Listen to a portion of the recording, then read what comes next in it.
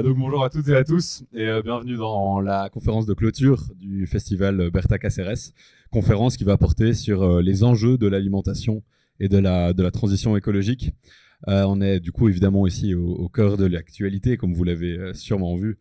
Ces dernières semaines ont été marquées par de fortes manifestations des agriculteurs, des agricultrices ici en Belgique, mais aussi en Europe, avec des revendications assez claires, des manifestations pour des meilleures conditions de travail, pour que les agriculteurs et agricultrices soient mieux rémunérés, évidemment, et aussi certaines revendications qui, on va dire, clashent un peu avec certaines normes environnementales et des défis écologiques. Je pense notamment aux législations sur les pesticides, sur les jachères, donc ces terrains agricoles qu'on laisserait non travailler.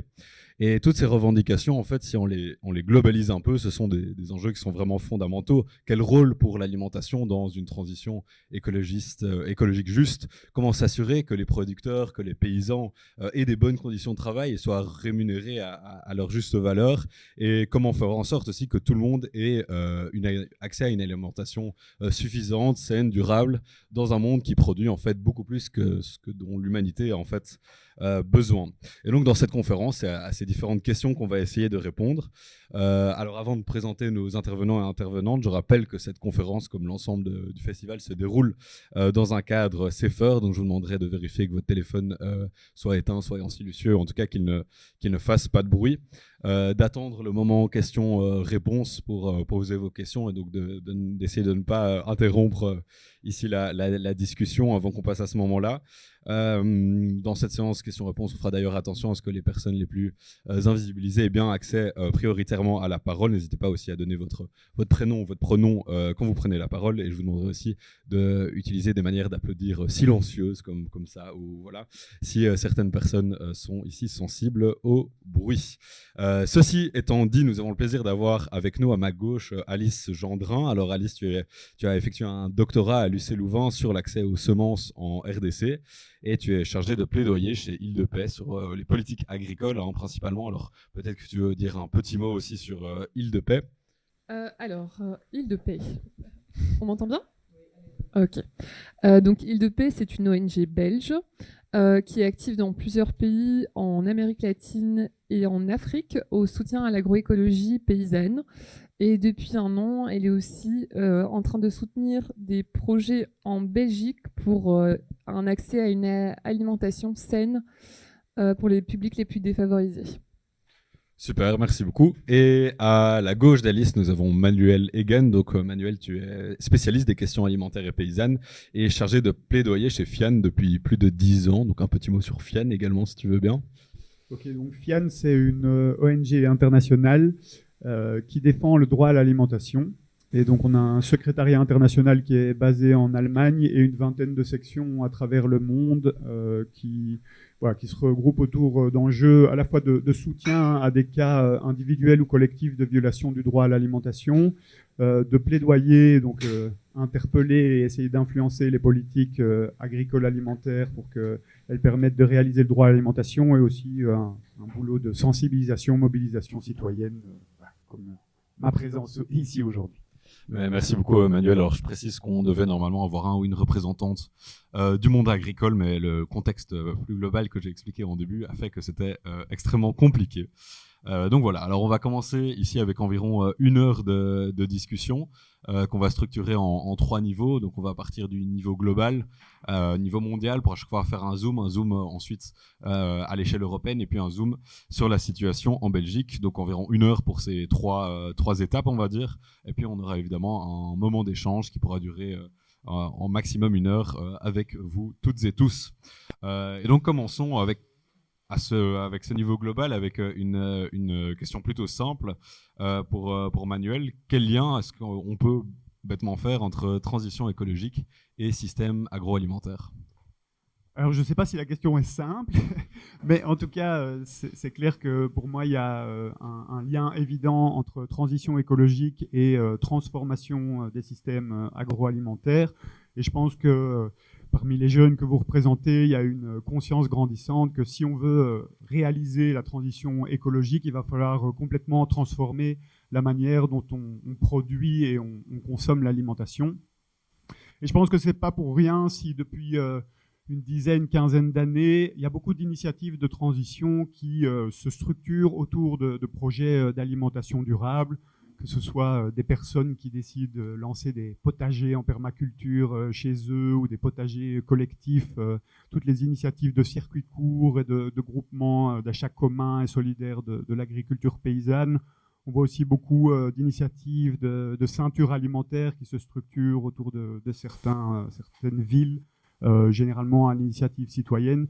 Donc je pense qu'il y a vraiment une prise de conscience d'une volonté de reprendre en main notre alimentation et que c'est quelque chose aussi parfois de plus concret, de plus visible de ce qu'on peut faire pour vraiment réaliser cette transition écologique plutôt que des enjeux de sortir du nucléaire ou de transformer l'industrie fossile, qui sont parfois des projets qui nous paraissent plus éloignés ou sur lesquels on a moins de prise.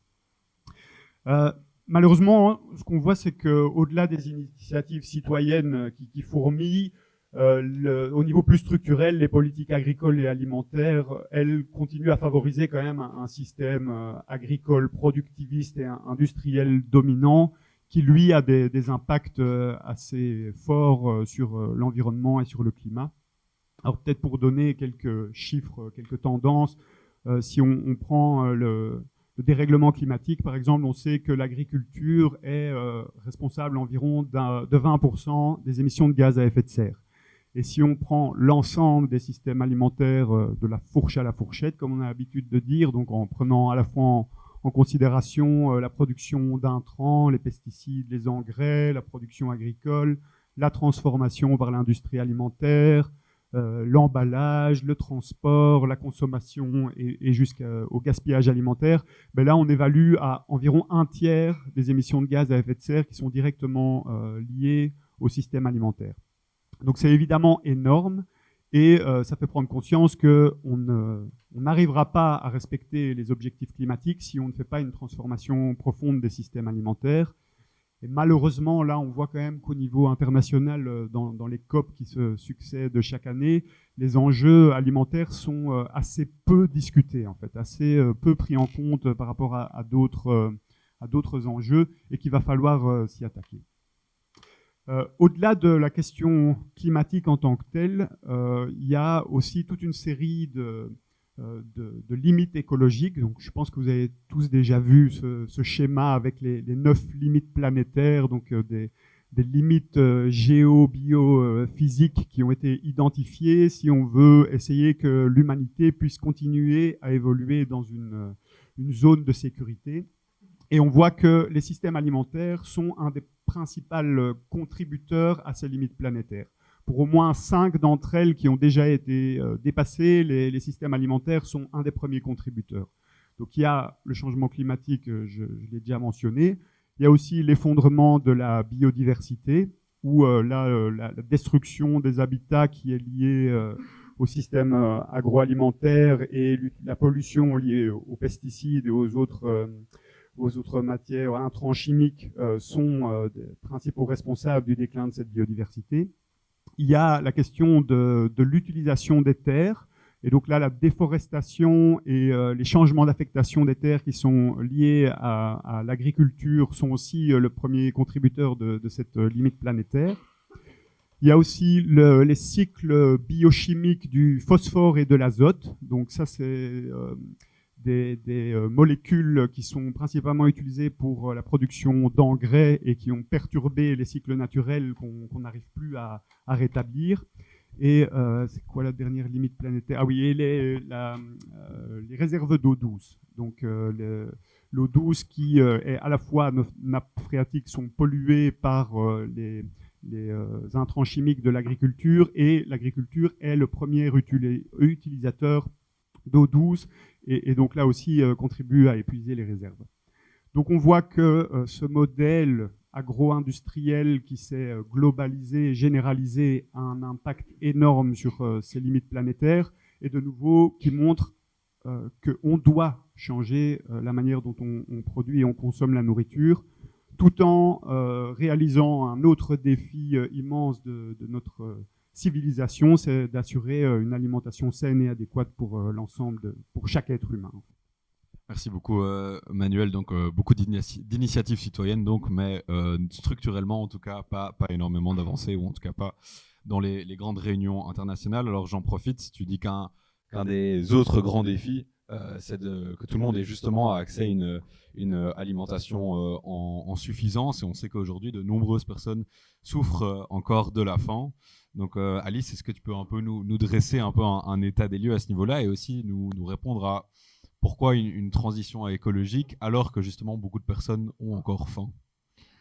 Oui, d'accord. D'abord, je pourrais peut-être dire que souvent on dit c'est peut-être difficile en fait de amorcer cette transition écologique, alors qu'en fait il y a encore beaucoup de personnes qui souffrent de la faim dans le monde. Au niveau des chiffres, voilà, il y a encore 700 actuellement. Les derniers chiffres datent de 2022. C'était 735 millions de personnes qui souffrent de la faim dans le monde, ce qui représente 9,2% de l'ensemble de l'humanité. Et là, on parle juste de la faim, donc de personnes qui souffrent vraiment de carences nutritives très importantes qui touchent leur fonction vitale. Après, on a 2,4 milliards de la population qui est en situation d'insécurité alimentaire. Cela signifie des personnes qui n'ont pas un accès suffisant à une alimentation de qualité et en quantité suffisante, ce qui représente presque 30% de la population mondiale. Et encore, sur l'ensemble de la population, il y a 3,1 milliards de personnes qui n'ont pas les moyens financiers d'accéder à une alimentation en quantité et qualité suffisante. Donc on voit qu'il y a différents grades de situation d'insécurité alimentaire, de la plus sévère à la moins sévère, même si ça reste significatif et un enjeu de taille qu'il faut adresser. Et donc, on demande souvent, vu cette situation-là, est-ce qu'on peut vraiment parler de transition écologique? Il faut produire plus pour pouvoir nourrir l'ensemble de la population. En fait, l'enjeu ne se trouve pas au niveau de la quantité de denrées alimentaires produites, parce qu'aujourd'hui, au niveau global, au niveau mondial, suffisamment de denrées alimentaires sont produites pour nourrir toute la population mondiale, même plus. Donc, l'enjeu n'est pas un enjeu de quantité, mais bien d'accès, de comment la société est structurée, comment tout ce système alimentaire, agricole fonctionne. Donc, merci beaucoup. Question alors, je vais de nouveau dire un peu simple, mais évidemment la réponse ne sera pas simple. Mais si on produit assez, pourquoi est-ce que des personnes aujourd'hui n'ont pas accès à cette alimentation en suffisance? Eh bien, une première façon de répondre à cette question, c'est de regarder qui sont les personnes qui souffrent de la faim aujourd'hui et en situation d'insécurité alimentaire. Eh bien, d'abord, on peut constater que c'est en majorité des personnes qui vivent en milieu rural, qui vivent de l'agriculture. Donc, c'est majoritairement des paysans et des paysannes. Ce qui est, à première vue, tout à fait paradoxal. On se dit, mais comment c'est possible, les personnes qui produisent, comment ça se fait que c'est elles qui, justement, souffrent le plus de la faim? Eh bien, ensuite, on peut voir que dans les chiffres, ce sont majoritairement les femmes et les filles qui souffrent le plus de la faim. De nouveau, un paradoxe, puisque en milieu rural, ce sont majoritairement les femmes et les filles qui sont responsables de l'agriculture vivrière, donc de cultiver pour la famille. Un autre paradoxe, et puis un troisième paradoxe, c'est que quand on regarde les chiffres et comment sont réparties les populations, justement, où se trouvent les populations qui souffrent le plus de la faim et de l'insécurité alimentaire, on voit que c'est majoritairement en Afrique, avec 61% de ces populations-là, des groupes de personnes qui souffrent d'insécurité alimentaire. Ensuite, on voit l'Amérique latine avec 38%, l'Asie 24%, l'Amérique du Nord et l'Europe 8%. Pourtant, le continent africain et le continent sud-américain ont énormément de terres cultivables, pas seulement cultivables, mais aussi cultivées, avec des flux justement qui quittent, avec énormément d'importations. Donc ça, ce sont trois paradoxes qui justement éveillent amène à réfléchir sur ces causes. C'est pas une question de suffisamment de terre, c'est pas une question de cultiver ou de pas cultiver, c'est qui a accès à ces denrées. Et donc là, on peut voir, première chose, un des premiers éléments, c'est la colonisation, puisque les terres sur lesquelles les cultures qui sont exportées, ce sont des cultures historiquement des cultures de rente. Et donc, une grande superficie des terres sont exploitées et ont été accaparées à l'ère coloniale et continuent d'être encore accaparées aujourd'hui. Un aspect sur lequel Manuel, j'imagine, abordera juste après. Donc je ne vais pas trop creuser cet aspect-là maintenant. Donc il y a d'abord cet aspect-là, cet aspect de qui a accès en fait à ces terres. Donc il y a un premier ici système d'exploitation, de domination qui est en place. Un deuxième système d'exploitation est celui du patriarcat. Puisque, alors là, il prend des formes évidemment très différentes d'un endroit à une autre, avec des conséquences différentes. Mais on peut voir qu'avec la colonisation, une certaine forme de patriarcat est devenue plus hégémonique au niveau global, celui du patriarcat européen, et donc avec toute une série d'implications et de conséquences. Par exemple, c'est l'homme qui est chef de famille, c'est lui qui est propriétaire de la terre. Cette aussi notion de propriété est aussi... vient justement de l'Europe coloniale. Donc c'est à lui qu'appartient, c'est lui qui a le droit de vendre la terre, de céder, etc.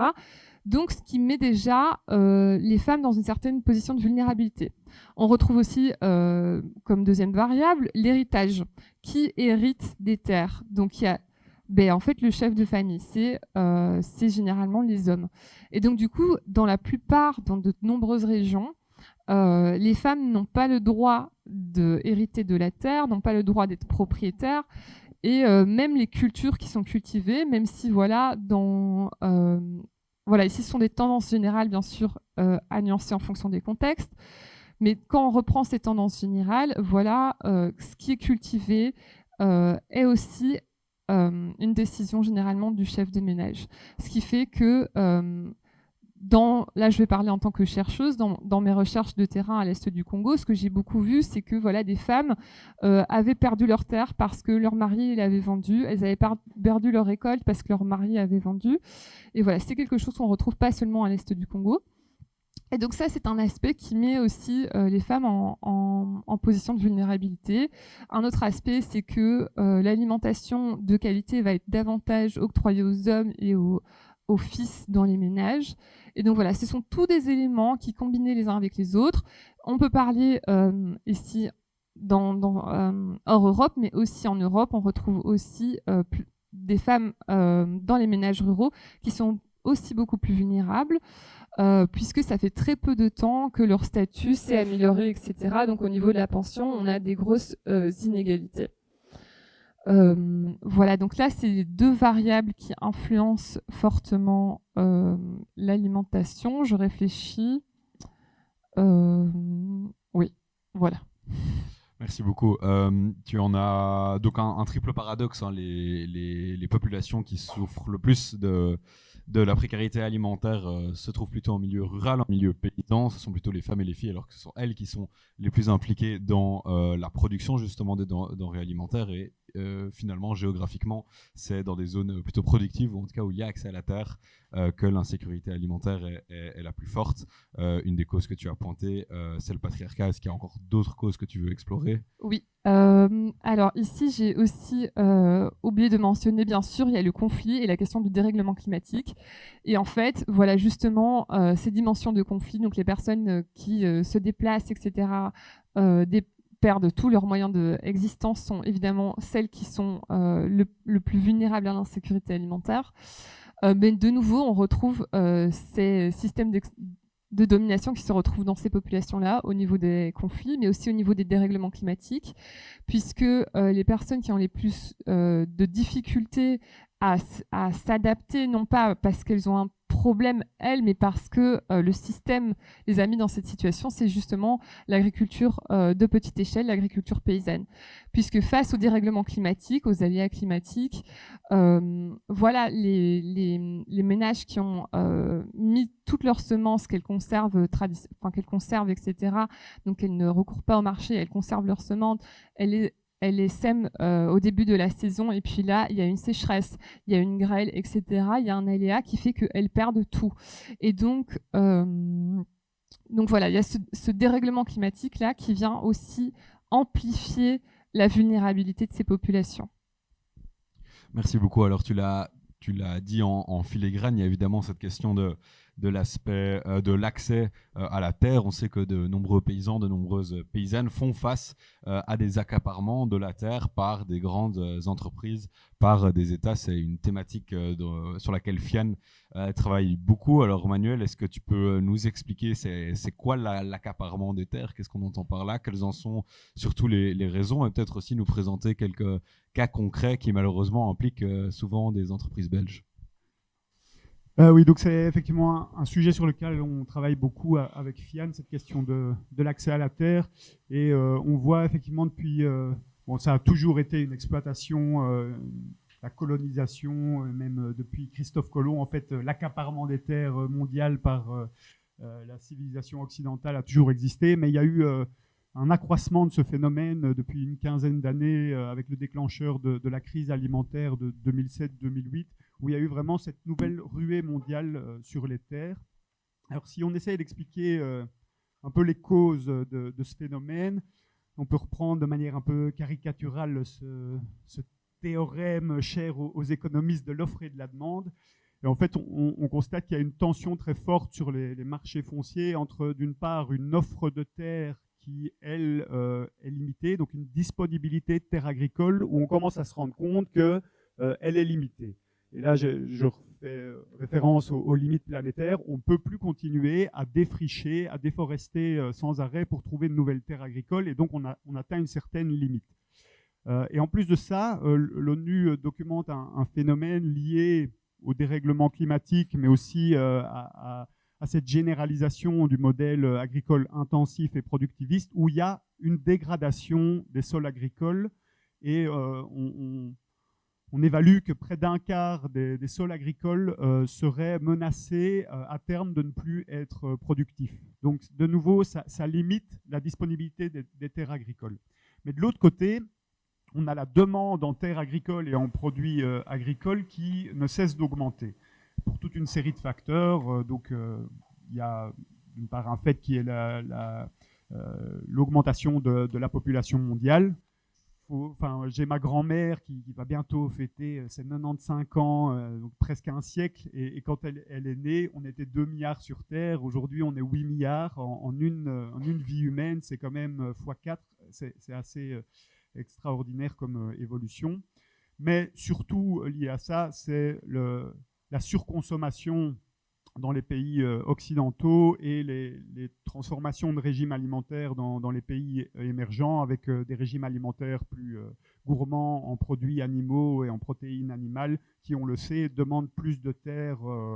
Donc avec 1 calorie animale, on a besoin de 7 à 9 calories végétales pour être produit. Donc ça demande plus de terre au final pour être produit. Une cause supplémentaire, c'est qu'on n'utilise plus seulement les produits agricoles pour nourrir les humains ou même les animaux, mais pour nourrir nos voitures. Donc ça, c'est la production des agrocarburants, biocarburants, ces matières agricoles qu'on utilise pour produire du bioéthanol ou du biodiesel. Mais forcément, ça rajoute encore des terres agricoles qui sont nécessaires pour produire ces énergies. Et de manière plus globale, en fait, tous les produits de ce qu'on appelle la bioéconomie, donc c'est tous ces matières issues de matières agricoles ou des produits forestiers ou d'autres matières organiques qui sont utilisées comme matériaux de construction, parfois pour remplacer des matériaux en plastique. On a des gobelets maintenant qui sont faits avec du maïs, etc. Parfois pour des considérations écologiques, mais qui augmentent de nouveau cette pression foncière. Sans parler de nouveau de la lutte pour le réchauffement climatique, où on a besoin de nouvelles terres pour reforester ou pour des terres agricoles qu'on utilise pour des champs éoliens ou photovoltaïques ou pour capter, en fait, séquestrer du carbone. Mais ça rajoute de nouveau une pression et une spéculation sur les terres agricoles. Et donc, vous avez, comme je disais, cette tension entre une offre limitée, une demande qui augmente. Et donc, dans cette situation, il y a des grands acteurs, que ce soit des États ou des grandes entreprises, qui veulent prendre le contrôle de cette ressource qui devient rare et précieuse, ou en tout cas stratégique, des terres agricoles. Et donc, forcément, la loi du plus fort étant toujours la meilleure, ce sont ces entreprises qui accaparent ces terres aux dépens des populations paysannes rurales.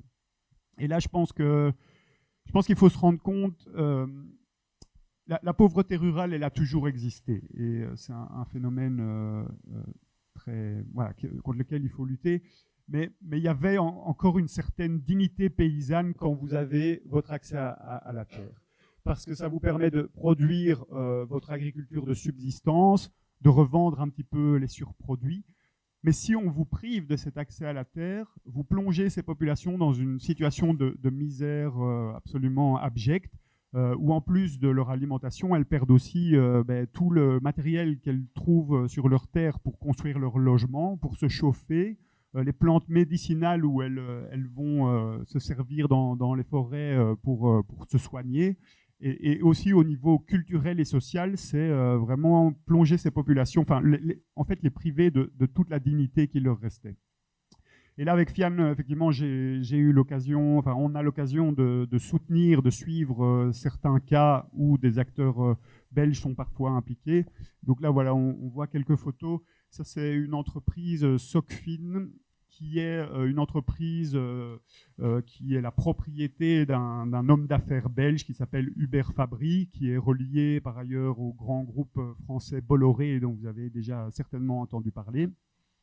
Et donc Socfin, c'est une entreprise qui date de l'ère coloniale, qui a fait ses premières fortunes dans le Congo colonial, mais qui a encore largement étendu ses acquisitions de terres depuis une quinzaine d'années, donc depuis ce nouveau phénomène d'accaparement de terres, et donc maintenant qui contrôle plus de 400 millions d'hectares, 400 000 hectares de terres agricoles en Afrique et dans une partie d'Asie. Alors on s'embrouille souvent dans les chiffres, mais 400 000 hectares, en fait, ça représente plus de la moitié des terres agricoles wallonnes. Donc c'est comme si une entreprise possédait la moitié des terres agricoles en Wallonie. Et là, moi j'ai eu l'occasion de me rendre en Sierra Leone où là l'entreprise a accaparé 18 000 hectares de terre. Ça représente plus de 2 fois la commune où moi j'habite, qui est la commune de Genappe, qui est la plus grande commune d'ailleurs agricole du Brabant wallon. Donc c'est comme si une entreprise venait du jour au lendemain dire à 2 communes merci, vous pouvez prendre vos valises et on va utiliser toutes les terres ici pour faire des plantations. Là en l'occurrence c'est de palmiers à huile. J'étais parti en mission, je suis parti 3 fois en 2012, 2016 et 2018. Appuyer ces populations qui essayent de faire valoir leurs droits, parce qu'en fait c'est quand même une propriété qui à la base est la leur, en tout cas sur base coutumière, donc elles ont occupé ces terres pendant des générations, et là maintenant elles doivent lutter contre l'entreprise et le gouvernement évidemment qui sont de connivence et qui les éjectent de leurs terres, ce qui amène peut-être à la dia suivante aussi à des cas de criminalisation. On voit là par exemple ce sont 6 leaders communautaires de l'organisation locale qui s'appelle Maloa, qui essayent de mener la lutte contre cette entreprise et qui se sont retrouvés à cause de ça plus de 6 mois en prison suite à leur résistance, avec aussi lors d'échauffourées, de manifestations des paysans face à l'entreprise. Il y a 2 personnes qui ont été tuées par balle par les agents de sécurité de l'entreprise. Et donc on essaye de se mobiliser. Là, on a organisé notamment pendant plusieurs années des actions devant l'Assemblée générale de l'entreprise pour sensibiliser les actionnaires et essayer de mettre fin à ces situations. Ce qui nous a valu par ailleurs, nous-mêmes ici en Belgique, d'être attaqués en diffamation par l'entreprise. Et donc depuis plus de 4 ans maintenant, on est devant les tribunaux pour essayer nous-mêmes de nous défendre, d'avoir essayé de faire valoir les droits de ces communautés. Alors le cas suivant que je mentionne, ce sont les Indiens Guarani Kaiowá, qui sont là dans la région du Mato Grosso do Sul au Brésil, et là qui depuis les années 70-80 font face à l'expansion tout d'abord des cultures de soja, ce fameux soja dont nous sommes extrêmement dépendants ici en Europe, notamment pour nourrir notre bétail. Et donc, au fur et à mesure, ces Indiens Guarani, qui sont environ 40 000 dans cette région du Brésil, sont confinés dans des mini-réserves indigènes, où ils sont laissés à l'abandon, avec une espérance de vie qui est de l'ordre de 48 ans dans ces réserves, alors que la moyenne au Brésil est de 73-74 ans, je crois, maintenant. Ils versent dans l'alcoolisme, avec beaucoup aussi de criminalité, etc. Donc voilà. Et aussi, sur la dia suivante, les Indiens Guarani Kiowa sont particulièrement frappés par l'expansion des cultures de canne à sucre, qui servent notamment à la production d'agrocarburants. Et là, pour faire aussi un lien avec l'actualité, on parle beaucoup de l'accord UE-Mercosur. Dans cet accord économique, on prévoit d'importer de beaucoup plus grandes quantités en fait, de bioéthanol à base de canne à sucre, de nouveau pour parfois nos objectifs biocarburants qui sont considérés comme des énergies renouvelables. Un dernier cas que je mentionne, ici c'est le cas SIAT, c'est aussi une entreprise belge agro-industrielle qui, ici c'est en Côte d'Ivoire, où on appuie des communautés là, qui font face à une plantation d'EVA. Alors, je ne sais pas si quelqu'un ici sait à quoi on utilise l'EVA, non? Exactement. Donc voilà, on récolte la sève pour faire du caoutchouc qui sert notamment pour les pneus de Michelin ou Goodyear. Et donc là aussi, on a manifesté devant le siège de l'entreprise avec ces pneus justement ensanglantés qui symbolisaient la lutte paysanne. Et donc voilà, ces situations vraiment de misère dans lesquelles on plonge ces populations quand on les prive d'accès à la terre, et la criminalisation, et là je pense que le lien est assez fort avec le nom du festival, hein, ici Berta Cáceres, qui était une activiste aussi qui se battait pour les droits à la terre et les droits environnementaux des populations. Et en fait, ça, c'est répertorié aussi que les défenseurs du droit à la terre et de l'environnement sont les plus criminalisés au niveau mondial, avec plus de 250 personnes qui ont été assassinées encore l'année passée parmi ces activistes.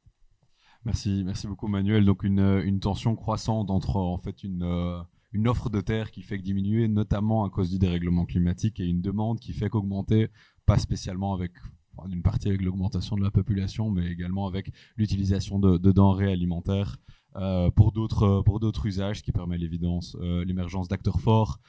Tu en as parlé, les États, les entreprises, des personnes comme Bolloré, toujours dans les mauvais coups évidemment, et qui aboutit évidemment à cette criminalisation des activistes et à cette situation d'insécurité alimentaire pour une grande proportion de la population. Et donc justement cette faim dont souffrent énormément de personnes, notamment à cause de cet accaparement des terres, comment est-ce qu'on peut en sortir? Quelle voie pour en sortir? Comment est-ce qu'on peut aller au niveau mondial vers des systèmes alimentaires durables, un peu la recette magique, hein, et ça c'est pour toi cette question, Alice. Merci. Alors, il n'y a pas de réponse simple, mais voilà, dans les éléments qu'on a déjà un peu soulevés aujourd'hui, je pense que la première chose, c'est prendre conscience des institutions d'oppression, des systèmes qui sont non seulement institutionnalisés, mais qui sont aussi portés par des imaginaires. Donc c'est d'abord prendre conscience et puis chercher à les démanteler. Donc voilà, toutes ces discriminations qui sont basées pas seulement sur le genre, mais aussi sur l'orientation sexuelle, sur le racisme, sur le fait de raciser, d'ethniciser les populations. Et voilà, et toutes les variables qui sont le terreau fertile à la discrimination. Donc il y a d'abord cette variable-là, et puis il y a une autre dimension qui est aussi celle de la dette, que j'ai pas encore mentionnée jusqu'à présent, mais voilà, c'est une variable importante au niveau des rapports internationaux. Il faut savoir que lorsque les États ont été colonisés, quand ils ont été décolonisés, la plupart de ces États ont dû payer une dette coloniale, c'est-à-dire que les États coloniaux ont contracté une dette pour coloniser ces territoires, et les territoires nouvellement indépendants ont hérité de cette dette. Ce qui est d'abord tout à fait illégitime, et donc d'abord il y a cette question-là qui est encore aujourd'hui non résolue, et puis il y a d'autres dettes qui ont été contractés par les pays nouvellement indépendants, qui ont servi pour certains pays à enrichir le compte en banque des dirigeants. Et donc voilà, il y a encore aujourd'hui des populations qui doivent payer le prix de ces mesures qui ont été là. Des dettes qui ne sont pas seulement juste des dettes à rembourser, puisqu'elles ont été suivies des plans d'ajustement structurel, c'est-à-dire que les institutions internationales comme la Banque mondiale et le FMI ont prêté cet argent et puis, n'en revoyant pas la couleur, ont commencé à mettre en place des mesures d'échelonnement, de réduction, mais avec des conditions. Alors, quelles conditions ? Eh bien, la privatisation de certaines structures, couper dans les dépenses publiques comme la scolarisation, mais en fait, c'est aussi toutes des dépenses qui étaient octroyées, par exemple, à l'entretien des routes. Et donc, toutes les dépenses qui soutenaient aussi l'agriculture au niveau national, voilà, ces dépenses ont été coupées et ce poids de la dette est toujours d'actualité, est toujours présent et met un rapport de force entre les États. Et puis justement, cet héritage de la dette, de la colonisation est toujours présent puisque aujourd'hui, au sein des institutions internationales, on distingue les pays entre eux. Comment en parlant de pays développés et de pays en développement. Et cette appellation n'est pas juste symbolique. Elle a un fort poids, un fort héritage colonial, mais elle a des conséquences aujourd'hui. Ça veut dire que dans les conventions, les accords et les traités internationaux qui sont signés, les obligations des pays sont différentes. Et ce qu'on retrouve généralement, c'est que les pays en développement reçoivent des financements des pays dits développés pour implémenter ces accords internationaux. Qu'est-ce qu'on voit ? C'est que du coup, ce sont les pays dits développés qui financent des politiques dans les pays dits en développement. De nouveau, en termes de souveraineté, on retrouve un rapport de force et un rapport de domination qui est donc, pour moi, ici, donc, je parle en tant que chercheuse, à déconstruire. Après, en termes de contenu, justement, contenu des politiques, quelles sont les politiques qui sont mises en œuvre ? Des politiques de libre-échange et des politiques historiquement de modernisation de l'agriculture. Alors, cette modernisation, elle contribue justement encore à la fin. Voilà, c'est une cause que je n'ai pas mentionnée, mais voilà, je la mentionne dans les solutions. Mieux vaut tard que jamais. Et donc, cette politique de modernisation qui est là depuis la colonisation et qui est perpétuée à travers les politiques de développement international, ce qu'on appelle le développement, c'est-à-dire déboiser des grandes surfaces, faire de la monoculture, faire des cultures de rente pour l'exportation, par exemple, comme Manuel l'a mentionné, que ce soit des cultures qu'on connaît comme le coton, le café, etc., mais puis aussi les biocarburants, puis le soja pour nourrir le bétail, et tous ces flux vont vers du coup les continents qui sont les moins enclins, qui sont les moins en proie à la faim et et l'insécurité alimentaire. Et donc, oui, tout ça, c'est des conséquences, mais d'autres encore qui sont moins visibles. Alors, la modernisation, c'est pas seulement l'industrialisation de l'agriculture, c'est aussi toute la négation des savoirs et des pratiques autochtones, indigènes, ancestrales, c'est-à-dire la déspiritualisation de la matière. Voilà, c'est quelque chose qu'on ne parle pas trop ici, ni même dans les questions de transition écologique, mais c'est en fait tout un rapport au monde et au vivant. Puisque voilà, il y a des peuples qui, et nous aussi d'ailleurs, hein, je dis même en Europe, c'est à partir de la modernisation, donc avec Descartes et Bacon, donc 16e siècle si je me trompe pas, les Lumières, que on a commencé une certaine élite européenne dotée de certaines ressources financières et de propriété et de position au sein de la société, qui ont commencé justement à mettre en place des politiques pour décrédibiliser et oppresser toutes les manières de vivre au monde qui étaient différentes de la modernité, donc c'est-à-dire de voir la terre comme un bien non aliénable, donc c'est-à-dire ne peut pas être vendu.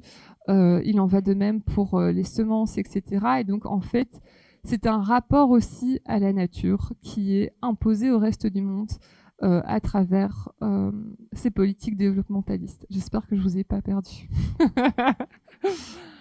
Donc voilà, alors la voie pour sortir de ça, eh bien, c'est l'inclusivité, c'est-à-dire reconnaître à chacun et à chacune le droit de décider pour les politiques qui les concernent. Voilà, c'est un principe simple qui peut s'appliquer dans toute une série de situations. Et il en va de même pour la question des systèmes alimentaires. Souvent, enfin pas souvent, mais du coup, un concept a été développé pour parler de ça, le concept qui s'appelle souveraineté alimentaire.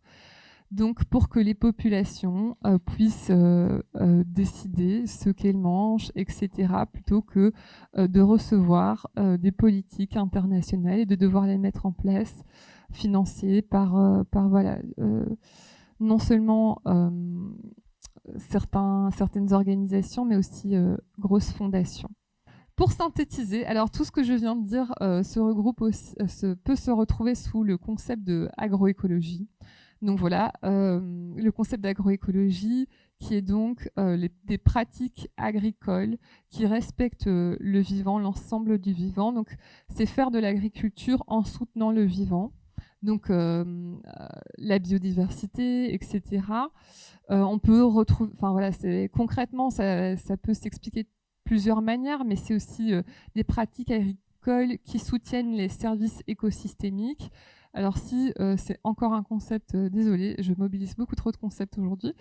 Donc c'est un concept qui implique que le vivant soutient le vivant. Donc par exemple le fait que certains prédateurs vont éliminer certains ravageurs ou des plantes qui vont justement éloigner certains insectes qui sont prédateurs, etc. Et donc c'est plutôt que de contrôler, de chercher à contrôler, etc., à coup d'intrants chimiques de synthèse dérivés de produits pétroliers, c'est vraiment faire avec la nature. Donc c'est rentrer dans une complexité, voir la nature justement comme un ensemble duquel on fait partie et voir que tous ces éléments interagissent et sont en interdépendance. Ça s'applique à l'agriculture, mais aussi aux sociétés humaines, puisque on fait partie intégrante de la nature. Voilà, je pense que j'ai terminé. Ouais, merci beaucoup en tout cas d'avoir su compléter. Donc en résumé, dans les voies de sortie justement de la situation actuelle, tu pointes le démantèlement des structures d'oppression, qu'elles soient immatérielles ou justement très matérielles, comme les questions des dettes illégitimes. Tu remets également en question le paradigme de la modernisation et du développement et certaines pratiques également qu'on peut trouver justement dans ces politiques développementalistes mises en œuvre dans les années 80 et toujours maintenant par les institutions internationales, mais aussi certaines ONG. Et tu apportes également en solution l'inclusivité et des pratiques basées sur la nature, l'agroécologie, et aussi le respect de toute la diversité des manières de vivre avec le monde et de ne pas rester bloqué dans ce paradigme moderne d'opposition nature-culture, si j'ai bien résumé. Et je vois une main levée, mais il est 14h50, on n'a fait qu'un bloc, il en reste deux, donc très courtement, je t'en prie. C'est juste pour donner une anecdote que c'est aussi vraiment un travail que je me suis rendu compte à quel point on doit le faire en interne aussi au sein de nos mouvements et associations. C'est un exemple très simple, mais on faisait une publication sur justement les enjeux du système alimentaire, donc on réfléchissait sur les titres et c'était comment lutter, reprendre le contrôle, battre l'agro-industrie. Et il y a une chercheuse effectivement qui m'avait dit mais Manu, ce qui est important, c'est justement passer de ce contrôle, de cette domination à un care. Prenons soin de l'environnement, réinventons la souveraineté alimentaire, etc. Et je me suis rendu compte à quel point aussi c'est un travail réel qu'on doit faire en interne chez nous. Merci beaucoup. C'était court, donc merci beaucoup. On n'a plus énormément beaucoup de temps, donc malheureusement sur les deux autres niveaux, on va devoir aller un peu plus vite, mais évidemment dans vos questions, vous êtes libre de revenir plus en profondeur sur ces sujets-là. Donc on va un peu zoomer, et on va aller sur le contexte européen, de l'Union européenne. Donc j'en parlais au début, avec les mobilisations agricoles qu'on a vues ces dernières semaines, on voit pas mal de revendications qui portent justement sur des questions écologiques ou sur des mesures écologiques prises par l'Union européenne, notamment dans le cadre du Green Deal, et qui sont remises en question. Alors en fait, comment est-ce qu'on est arrivé à cette situation manuelle? Comment ça se fait qu'une partie du milieu paysan semble justement demander moins de contraintes et moins de normes environnementales? Oui, c'est effectivement, enfin là on est au cœur de l'actualité et je pense que on subit tous un peu ce chamboulement et comment se positionner par rapport à ça. Mais je pense en tout cas que cette crise, cette colère agricole, pour moi ce qu'elle révèle, c'est vraiment, il faut en prendre la mesure, c'est cette réelle détresse et cette situation dans laquelle se trouve le milieu agricole ici en Europe et finalement qui est comme les agriculteurs du Sud, se retrouvent comme ceux qui sont les broyés du système, quoi. C'est ceux qui sont au bout de la chaîne, ceux qui se retrouvent dans ces rapports de domination face à ces acteurs agro-industriels puissants et qui sont vraiment dans une détresse. Et on a un modèle qui détruit les agriculteurs et les agricultrices, et au sens propre comme au sens figuré. Enfin, il faut prendre conscience en Europe, en tout cas sur les chiffres belges que je connais, on a perdu 70% de nos agriculteurs depuis 1980, donc 70% des fermes qui ont disparu. C'est l'agriculture, on en parle beaucoup maintenant sur les revenus des agriculteurs, mais qui sont vraiment en dessous de la moyenne des autres activités professionnelles, parfois sous le seuil de pauvreté, et c'est le métier dans lequel on retrouve le plus de suicides comme secteur professionnel. Donc je pense qu'il faut prendre conscience vraiment de cette détresse qui est dans le milieu agricole et qu'il faut réussir à rebâtir des ponts, parce que la transition agroécologique, on n'arrivera pas à la faire si on ne la fait pas avec les agriculteurs et les agricultrices. Et là, je pense que ça doit nous interroger et vous interroger aussi en tant que jeune écologiste, parce que c'est clair qu'on voit qu'il y a un fossé qui s'est créé entre le milieu agricole et le milieu écologiste et qu'il va falloir rebâtir. Et je n'ai pas les solutions pour ça. Dans nos organisations de souveraineté alimentaire, on essaye quand même de travailler de plus en plus avec les syndicats agricoles. Alors on a décidé qu'on ne travaillerait pas avec la Fédération Wallonne de l'Agriculture, qui est le syndicat dominant lié à la COPA-COGECA, qui reste un acteur dominant du système. Mais par contre, on essaye vraiment de travailler avec la FUGEA, le mouvement d'action paysanne, l'UNAB qui représente les bio, pour trouver comment réussir à réussir cette transition agricole qui demandera beaucoup de travail. Et c'est pour ça qu'on était à leur côté en fait, pendant les mobilisations agricoles ici, pour montrer notre soutien. Maintenant, si on voit les résultats de cette crise agricole et les mesures politiques qui suivent, effectivement, c'est une catastrophe. C'est dramatique ce qui est en train de se passer. On a parlé effectivement de certaines mesures du Green Deal, comme les 4% de jachères qui ont été abandonnés, ou cet abandon de la loi régulation sur les pesticides. Ce n'est pas les seules mesures, parce qu'en fait, ça fait déjà plusieurs mois que la stratégie de la ferme à la fourchette, qui est la composante agricole donc, du Green Deal, a été fortement attaquée par des lobbies. Et donc, il y a une loi cadre qui devait mettre en place en fait, cette stratégie Farm to Fork qui a été mise de côté. Donc, on ne l'aura pas sur cette législature de l'Union européenne. Et par contre, de l'autre côté, on voit des législations qui sont poussées par l'agro-industrie, comme la loi sur les nouveaux OGM, où là, on fait le maximum pour qu'elle soit adoptée avant la fin de la législature. Et donc, il y a un recul énorme au niveau environnemental et de transition qui nous fait perdre énormément de temps et qui est une catastrophe, parce qu'on devra y passer. Si on repart des enjeux que j'expliquais au début, on va devoir y passer, et la retarder, ça ne va faire que faire une chute plus brutale à un moment donné. Donc voilà, je suis assez dépité, et en même temps, on est obligé de réussir à travailler en collaboration avec les mouvements paysans et agricoles pour savoir comment est-ce qu'on va la réussir, cette transition écologique, mais ça demande encore beaucoup de travail. Et alors, justement, dans ces politiques européennes qui sont, on va dire, pas très environnementales, ou comme certaines régulations des pesticides, certains accords de libre-échange, l'absence ou l'intégration de clauses miroirs, comment tous ces éléments qui sont mis en place par des politiques européennes peuvent très concrètement impacter négativement les agriculteurs et les agricultrices européens et, in fine, le consommateur, Alice? Merci pour cette question. Eh bien oui, dans les mobilisations agricoles, une des revendications de la FUGEA était de mettre un terme aux accords de libre-échange et en particulier celui du Mercosur.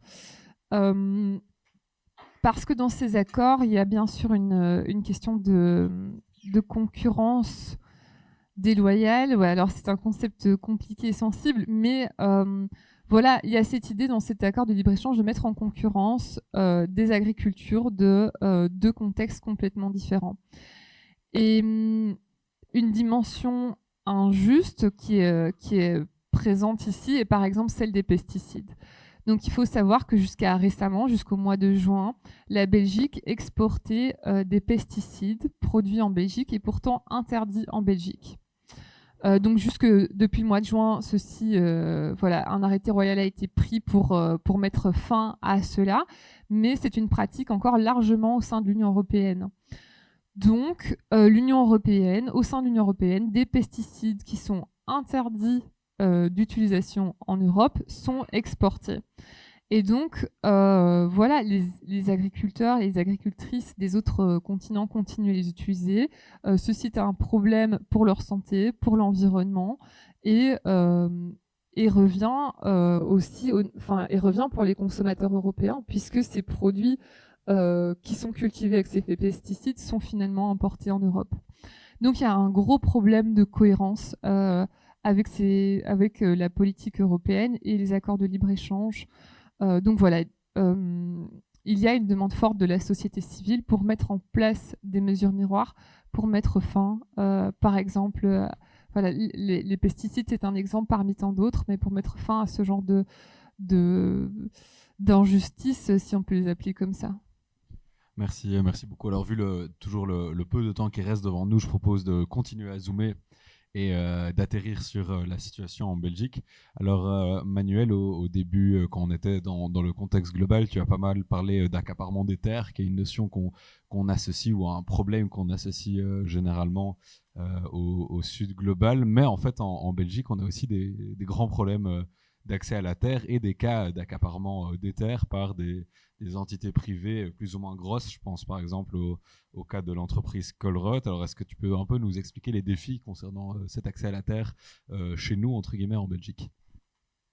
Oui, donc effectivement, on voit que cette logique d'accaparement, elle a lieu aussi en Belgique. On a réussi à visibiliser cette lutte contre Colruyt, donc qui achète des dizaines, centaines d'hectares de terre ici en Belgique. Il y a d'autres entreprises agro-industrielles qui commencent à acheter des terres en Belgique. Et donc, on voit ce même phénomène d'accaparement des terres qui commence à avoir lieu en Belgique.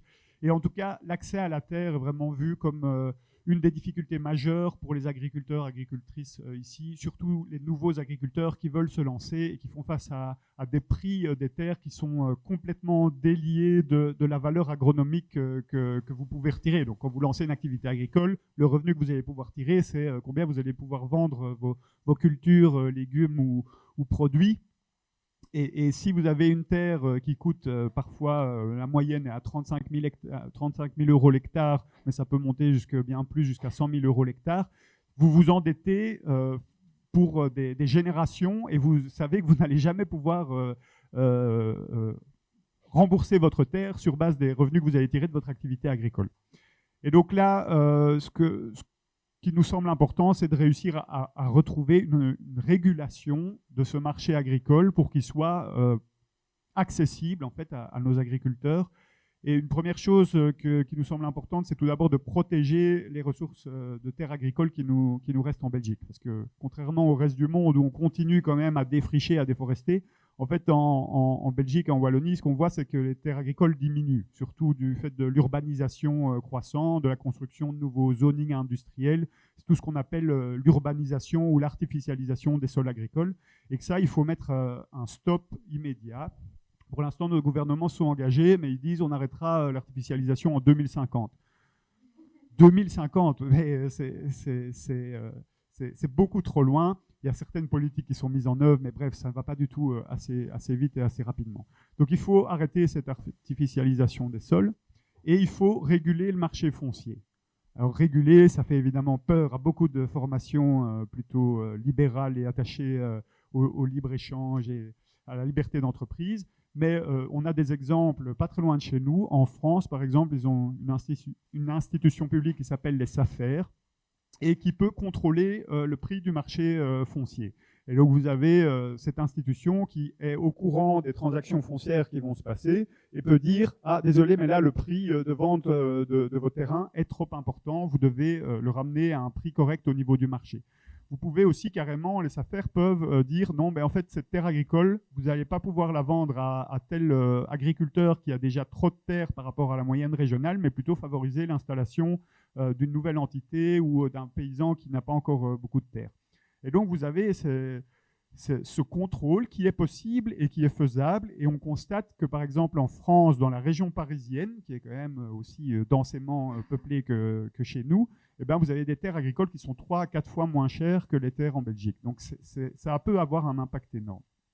Une autre mesure qu'on demande, c'est de lutter contre la concentration des terres et surtout mettre en place une politique de transmission des terres. Parce que pour l'instant, on a plus de 55... on a plus de la moitié et même une grande majorité des agriculteurs qui ont 55 ans et plus, et donc ils vont partir à la retraite dans les 10 prochaines années, et qui n'ont pas de repreneurs. Donc ça veut dire que si elles partent à la retraite, ces terres vont être soit accaparées par des grands acteurs ou venir gonfler encore les grandes fermes existantes. Et donc on va se retrouver avec quelques méga exploitations qui vont être de plus en plus grandes, mais on aura de moins en moins de paysans. Et donc là, il faut vraiment trouver une manière que ces grandes fermes soient transmises et redistribuées pour une réinstallation de nouveaux paysans. Et alors une mesure qu'on met fort en avant aussi, c'est que les pouvoirs publics en fait sont propriétaires d'une certaine quantité de terre. On évalue à environ 65 000 hectares, donc ça représente 10% en Wallonie, un peu moins, 7-8% de terre, mais c'est quand même une quantité significative. Et que là, il faut réussir à utiliser pour des projets d'installation, pour des espaces tests agricoles, pour des projets agroécologiques. Malheureusement, ce qu'on constate, c'est que les pouvoirs publics, c'est par exemple des CPAS, des communes, on parle aussi de fabriques d'églises, dont la mission première n'est pas forcément l'agriculture. Et donc, eux, ce qu'ils font pour l'instant, c'est qu'ils revendent ces terres agricoles au plus offrant pour pouvoir renflouer leurs caisses et remplir leurs autres missions. Et donc, il faut une politique publique cohérente pour assurer cet accès à la terre. Merci beaucoup. Donc, protéger les terres agricoles, réguler le marché foncier, lutter contre la concentration des terres et, in fine, utiliser les leviers publics qu'on a, ou en tout cas les terres publiques pour des projets porteurs de transition agroécologique. Alors, juste avant qu'on part dans les deux autres niveaux, le niveau européen, le niveau mondial, on a eu beaucoup de critiques sur justement les accords de libre-échange, sur la manière dont on fait circuler les denrées agricoles. Est-ce que sans ça, on va dire, on peut s'en sortir? Est-ce que la Belgique, elle peut atteindre ce qu'on appellerait une souveraineté alimentaire belge? Déjà, qu'est-ce que ça signifie une souveraineté alimentaire belge? Et est-ce qu'elle est possible? Alice, je vois ta tête, je suis désolé, mais c'est pour toi.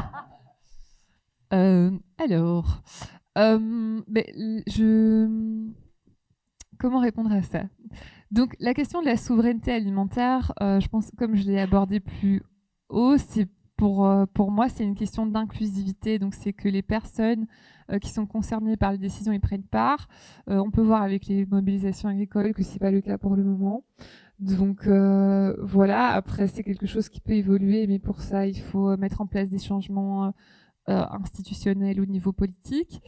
Après, est-ce que la Belgique peut être autonome au niveau de l'alimentation? Ça, je pense que c'est une question différente. C'est-à-dire, est-ce que la Belgique peut actuellement se nourrir elle-même juste avec les terres qui sont en Belgique? Actuellement, ce n'est pas le cas. Et donc, est-ce que ce sera possible un jour? C'est une bonne question, l'avenir nous le dira, en fonction de l'évolution de la démographie, de la manière dont sont occupées les terres, etc. Dans quel futur c'est possible, je ne sais pas. Je pense que les chercheurs ont un bon sujet de recherche avec ça. Maintenant, il y a des choses qui peuvent être faites pour diminuer la dépendance aux exportations et pour redistribuer de manière plus juste et plus équitable l'utilisation mondiale des terres. La première chose, c'est bien sûr de relocaliser les systèmes alimentaires. même si la Belgique ne pourra pas être autonome dans un futur proche avec ce qu'elle produit ici, c'est déjà un pas nécessaire, même si pas suffisant. Après, est-ce que l'autonomie est désirable, c'est un autre débat, mais voilà, de toute façon, la relocalisation est nécessaire pour une transition écologique et pour une question de sécurité alimentaire durable. Relocaliser, ça veut dire quoi? Ça veut dire produire ici plus localement. Alors se pose la question, qu'est-ce qu'on peut produire? Puisqu'en fait, ce qu'on peut produire dépend de notre environnement. Et donc, c'est justement rentrer en connexion avec notre environnement et réapprendre à le découvrir. Donc, plutôt que de vouloir manger quelque chose parce que voilà, c'est les habitudes qu'on a prises, c'est parce que le système alimentaire mondial nous a permis de manger ce qu'on veut, des fraises toute l'année, des avocats toute l'année, etc. Donc c'est de nouveau, c'est changer de paradigme, c'est changer de rapport au monde et c'est se reconnecter avec son environnement. Ensuite, c'est aussi, ça demande du coup d'une part de produire, d'avoir des terres disponibles, d'avoir des agriculteurs qui ont la capacité, agriculteurs, agricultrices qui ont la capacité de s'installer. Et pour qu'ils aient la capacité de s'installer, il n'y a pas seulement la question des terres, mais aussi la question des prix, comme on l'a déjà abordé. Et donc pour ça, de nouveau, je vais reprendre un mot que Manuel a dit, une régulation est nécessaire. Puisque on voit bien que le libre marché ne permet pas aux fermes aujourd'hui d'être rentables.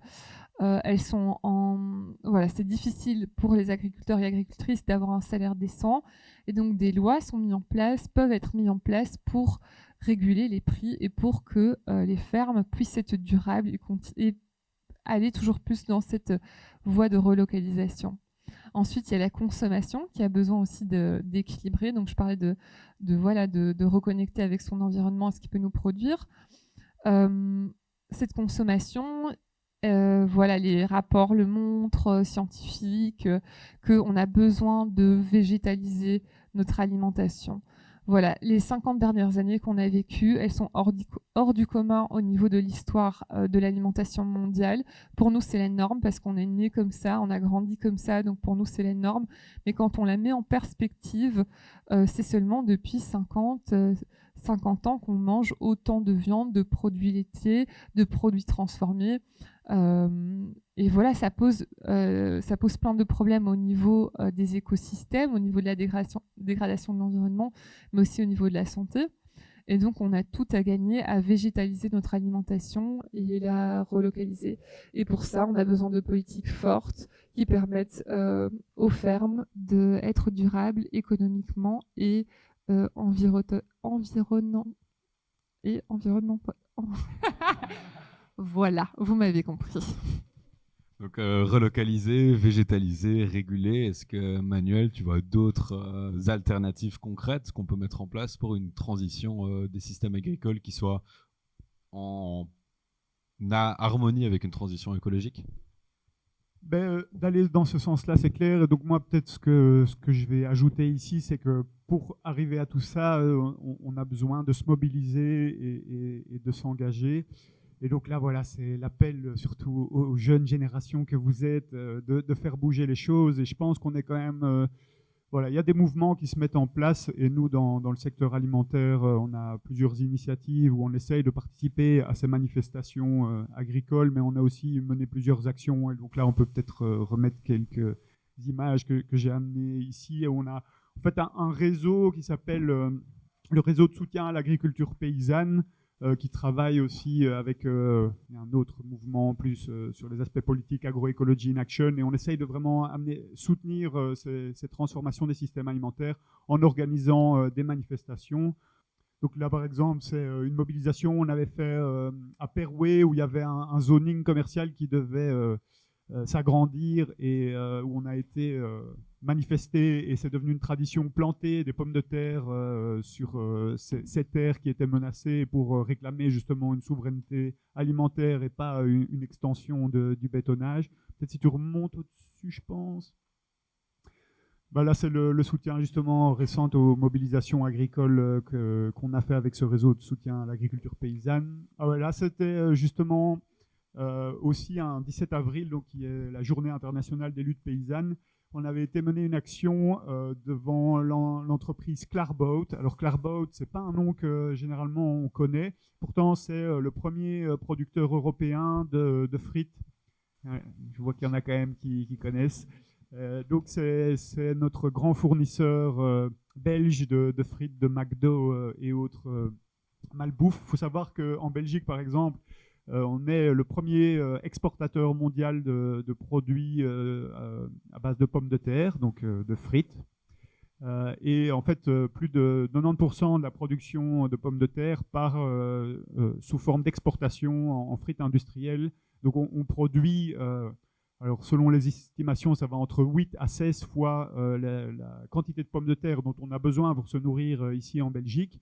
Et donc cette production est principalement destinée aux exportations industrielles. Et là, vous avez Clarboat qui voulait, malgré tout ça, reconstruire une énorme entreprise qui allait encore doubler ses capacités de production. Enfin, c'était un truc gigantesque. Et là, pour montrer quand même que parfois la lutte, ça marche, on a réussi vraiment à bloquer ce projet de construction de l'entreprise. Donc ça marche.